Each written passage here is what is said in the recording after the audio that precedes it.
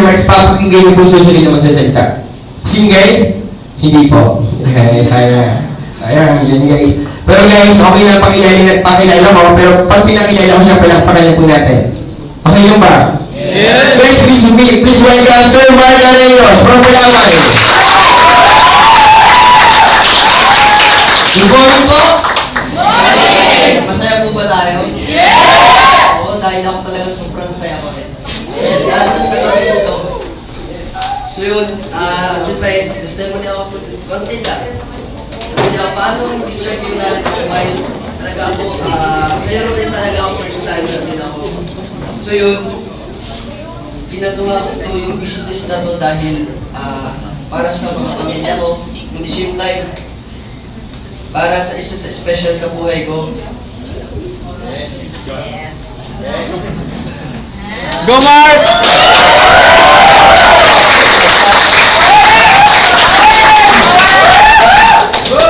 I'm doing this not just for me. Sabi ko nga lagi, nagtatalo kami. Sabi ko, hayaan mo na ako sa gagawin ko. Makiride ko ka lang. Sabi ko, lahat ng ito, para rin sa atin. Hindi ko'y walang iba yung girlfriend ko. Kasama ko siya ngayon, so masaya-masaya ako dahil natapos yung event natin, yung support niya nandiyan pa rin sa akin. Pwede nito, gusto ko siyang surpresahin. Oo, pwede po ba kitang hayaan dito sa harap?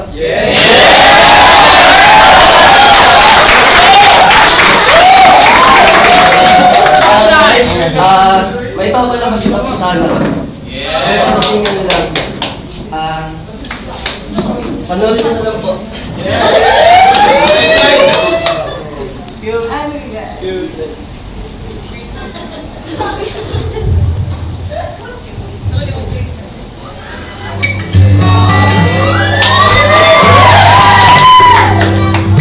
Tayo ay matanda,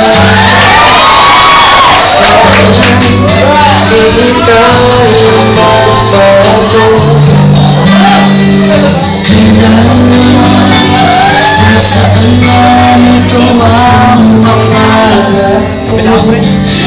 Mahal mo pa kaya ako nagkakapin.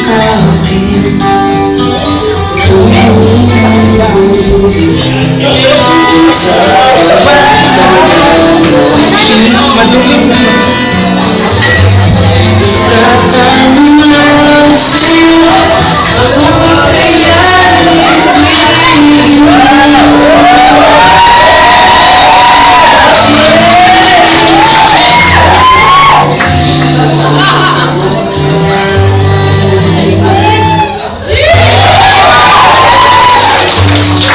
Guys, yun yung mga moment lang. Ilan sa mga moment na magkasama kami. Kaya ngayong gabi, gusto ko sana yung moment na pinagsamahan namin sa loob ng 4 na taon. Gusto ko, habang buhay ko na siya makasama.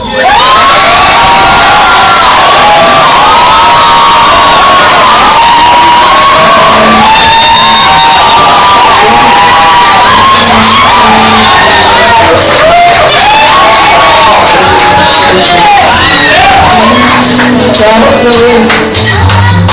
Sa harap na mga kapatid natin yung mga kaplanet.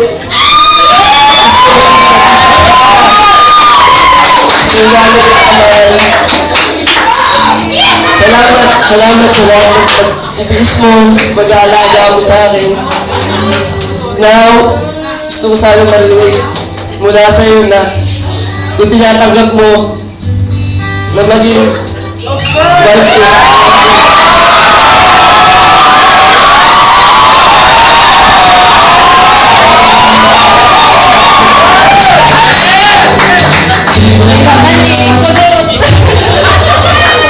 Kaya siyempre naman natanggap.